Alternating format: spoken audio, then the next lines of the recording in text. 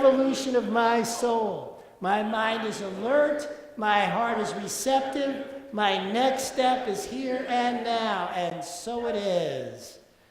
The power of gratitude.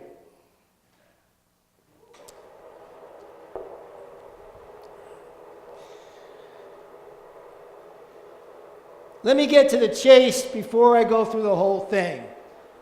All right? The power of gratitude is based on a very, very simple law. What we focus on, we give power to. What we focus on, we give power to. So it's important to focus on what you want instead of trying to figure out why what you don't want isn't working. Because if you're spending your time focusing on why what you have isn't working, then what you're giving power to is what's not working. Does that make sense? So what we want to do is focus on what it is we want. And one of the best ways to do that is to be grateful for the things that are working. So, I mentioned either last week or the week before that my mom is getting closer to transitioning. She's 85. She's been given 3 to 6 months to live. And so I went out this past week to visit her. Now, before I got there, my sister was out there sending us all these texts about how she didn't think she was going to make it 3 to 6 months because she was going downhill so fast and things were going so badly. Then my sister left, and my cousin Marcy showed up, who's very close with my mom, to be with her next, and I got all these texts about how well Mom was doing. And so I show up out there, and sure enough, Mom is doing great. Why? Because she's spending all her time thinking about how great her life was. She's doing really well because she's having a great time getting all the attention of people showing up and visiting her on a regular basis. She's like, oh, I had to have 3 to 6 months to live for people to finally show up. And she had great humor about it.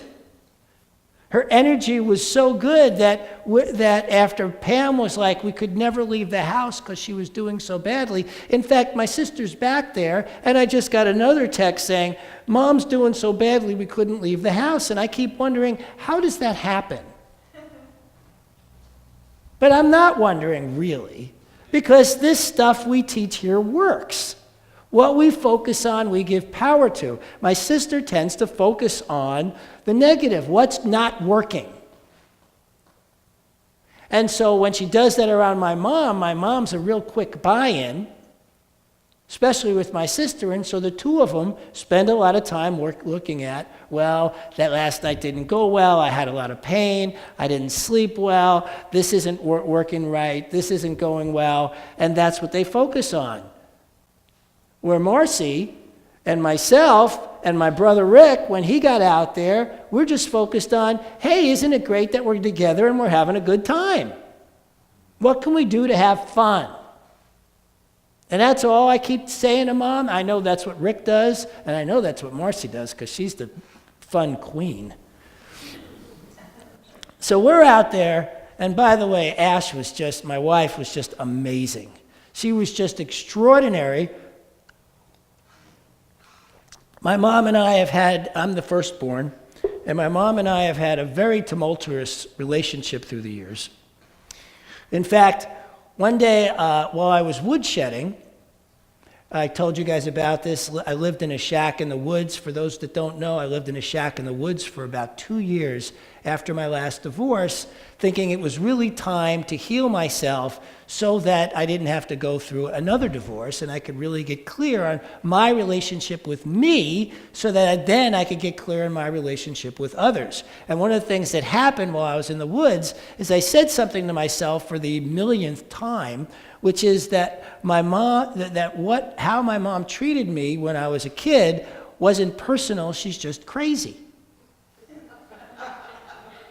Well, here I am in the woods saying this to myself again, and all of a sudden, why this time? I wish I could tell you, I don't know. I guess it's because I just kept at it. I kept persisting in the fact that it wasn't personal, she's just crazy. All of a sudden, it just dropped in, and I got it. And went from having a relationship with my mom where we talk on the phone for under 5 minutes to where we'd be laughing on the phone for upwards of 20, 25 minutes, and I would actually enjoy the conversations. All because I changed. She didn't change. She's as crazy as ever. 85, she's still as crazy as ever. But I changed, right? And it really did change everything. People say all the time that it takes two to shift a relationship. And I am positive that it doesn't.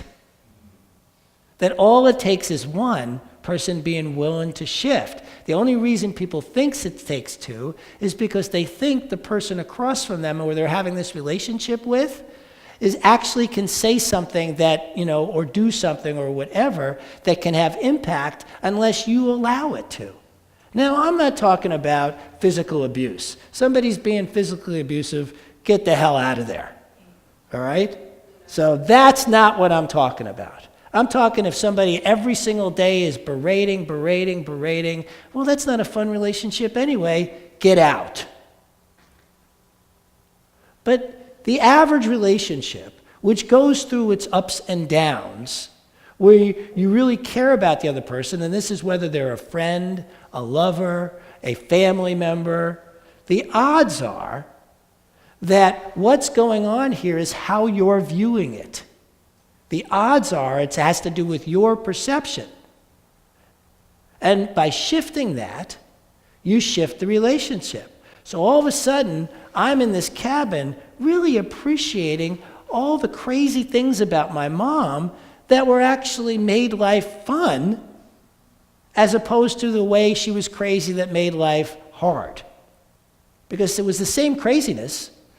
The same craziness that made life hard had her wake us up one day at 4 a.m. to say, we're flying to Cozumel today.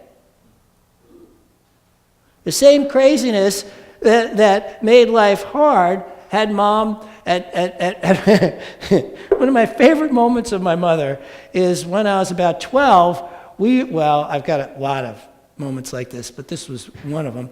I was about 12, and I was with a group of kids, and we had broken into the pool after it was closed, and we were swimming, and we got caught by a security guard who was actually pretty physical with us as he's pulling us into the office.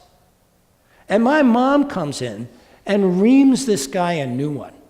I mean, she was like so all over him for how dare he, think we're bad kids. How dare this guy lay hands on us? I mean, and I'm watching this guy shrink and shrink and shrink and shrink, right? As my mom is like all over this guy. Then she gets me home and beats me with a belt. That was my mom. No, and when I asked her about that, I said, you just told this guy not to lay hands on it. He said, nobody gets to but me. That was my mother. My mother visited here a while back, and one of the things we did while she was out here is we went to Grauman's Chinese Theater. And we're walking around Grauman's Chinese Theater, and my mom's looking down at all the people. That's where they got all the for those of you that may not know, that's where they got all the handprints and signatures of all these famous people.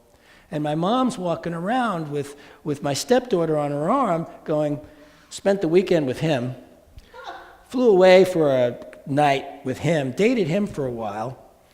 Oh, we had a good time.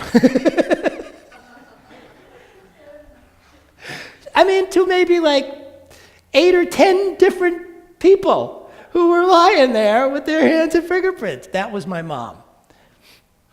My mom was the woman who sent us a card. This is one of my favorite moments, is I had her card from, she was somewhere in the South Pacific with some guy. And in my other hand is an eviction notice. And I just remember cracking up laughing at the juxtaposition of that. So she was crazy, she is crazy, but she was also, fun-loving. And we had a lot of really good times. And remembering more of those. Now, I point that thing out, and some of you may go, ooh, but for me, that was a really funny moment. I remember that as one moment of really appreciating my mom, that could be happening, that those two things could be happening together. For me, that was an incredibly fun moment. I know that may not hit other views of you that way, but, but we didn't get evicted. It all worked out. So I go visit my mom, and we're there, and we're really having a good connect. I mean, we're just having this incredible time together. We go for a walk, we take this really beautiful walk out, we go to the store, we do this, we were out doing all kinds of stuff together because my mother at 85 owns a Mustang and loves taking out in the highway and kicking that thing up. So we did that because these are the things she likes to do and they're fun, So, and it changes. It changed her health.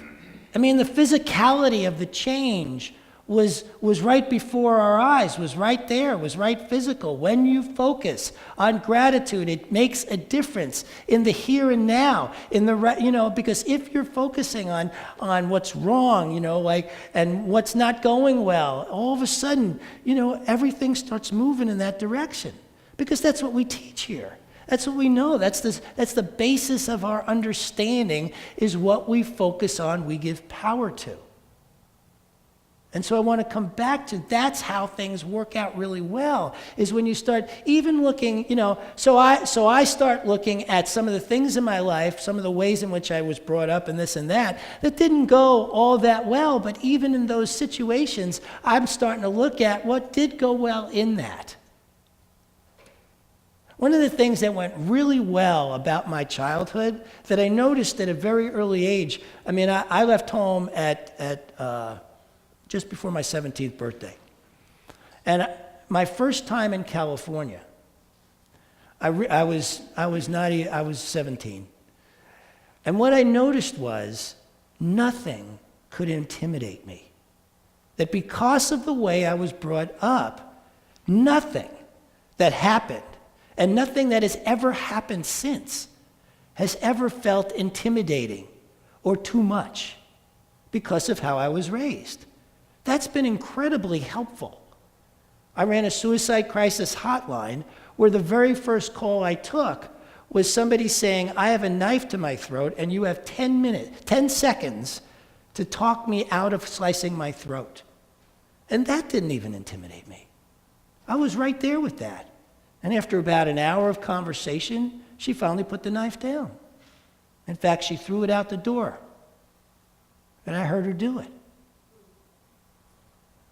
So when we look back on the things that were hard, something good came out of that too, because one of the things we teach here is that there is no circumstance we are ever confronted with that is too much for us. If it is in our lives, it is there to help us rise. It is there to help us become more. It is there to help us become who we have come here to be. I do not believe that without my history, I would have wound up in the magnificent situation of being standing here before you today. That it is because of my life and everything that went down and everything that went on that I got to use all that for all the different things I've done in my life that have led me here. And I have great gratitude for that. I have great gratitude for every single thing that at the time looked hard that in retrospect doesn't. We've talked here before about the fact that everything's about distance, whether it be in time or space. And that once we get the idea that we get to create that kind of distance, immediately we can actually find the good sooner. We don't have to wait 20 years. We don't have to wait 30 years to find the good in a situation that felt so bad at the time. We can find it way sooner because it has to be there. It has to be in what it is we have done, in what it is that was done to, what we call done to us. Whatever it is, there is something there to be grateful for because it made us who we are today. Kristen gets up here, she sings, "I feel good," and what a great voice, and she's banging that out, and it sounds fantastic, right? She gets to do that because of everything she's been through in her life, where she's really feeling that soul. Not everybody can sing soul, because not everybody has felt deep enough to have that, to express it that way. So what you've gone through in your life has brought you to this point where you now get to express that in a way that shines, that we all get to appreciate. So thank you for that. Thank you for everything you went through to get us to a moment where we get to now appreciate this. This is true for all of us. We all have something in our lives, whatever we've been through, that has allowed us to then come to this point, that allows our gifts to shine brighter. So to have gratitude and gratefulness for what it is we have gone through is what gives power to that, to allow our gift to shine brighter. And that's what we want. We want to be the change we want to see in the world. To be that change, we must have gratitude for what it is we've been through to bring it forth greater in our gift, rising us up to who we have come here to be. Does that make sense? Are you with me on this? I'm not hearing you with me on this. Yes. All right. This is the beauty of what we do here, is constantly looking at what is our next step to rise. And gratitude helps because it keeps our focus on what it is we really want. And so in doing that, we may have a past or things in our past that we may not feel grateful for. And I highly recommend take the time to mind it. Go in and dig a mine in that thing you think there's nothing to be grateful for, and find it, because the gems are there. They have to be. They led you to here. And so the more you look at the gems, the more you can then mine those gems. And with each gem, it's like those video games where the more points you win or whatever, it builds your personal power in that game. Well, for those of you who know me long enough, I see this whole thing as a game.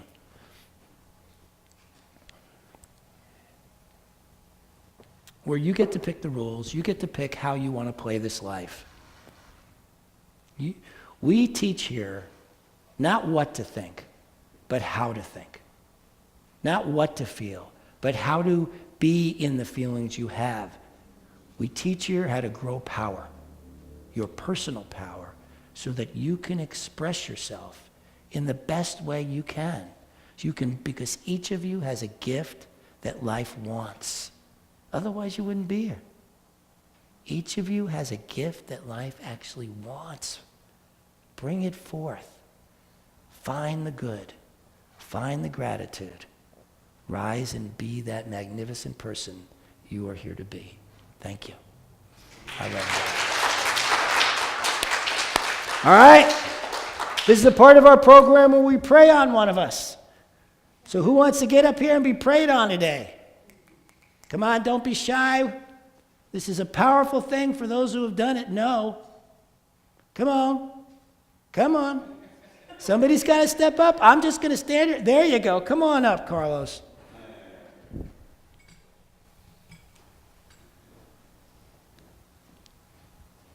And thank you for your bravery. Tell us what you'd like us to pray on. And first of all, thank you for the... Turn around, turn around, turn around. It's all right. Thank you for the beautiful work for my country. And now I would like to everybody prayer for that people, because really is suffering, and if they are suffering, I am suffering too. Thank you. All right. So what we're going to pray for is peace and love and healing, so that there's no suffering. How's that? I need 8 to 10 folks up here to lay hands on this man. Turn around, face the congregation.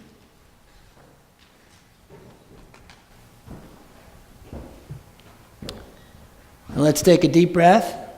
Close your eyes and relax. And as always, we start within our own hearts.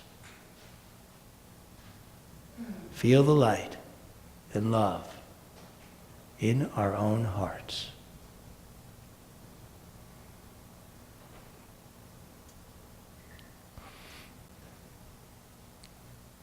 Now feel it expand to where you feel others in the room. You feel the power, the exponential power of community prayer.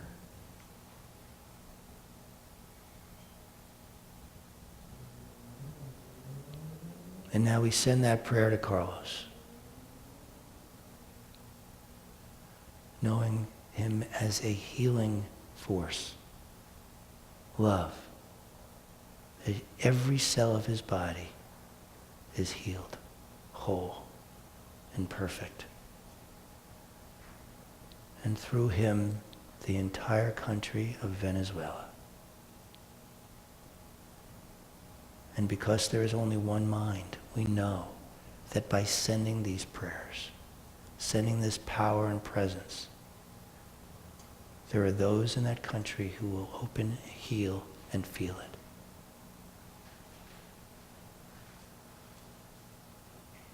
Feeling the light, the love,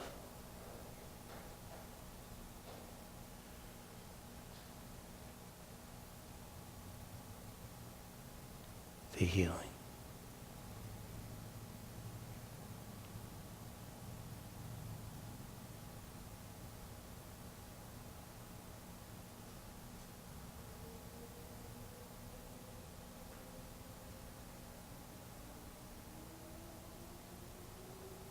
Knowing the power and presence of our gift of light, of love. I am so grateful for a community that cares enough to stand in such a place of power, of love, of healing. As we release this and all say together, and so it is. All right.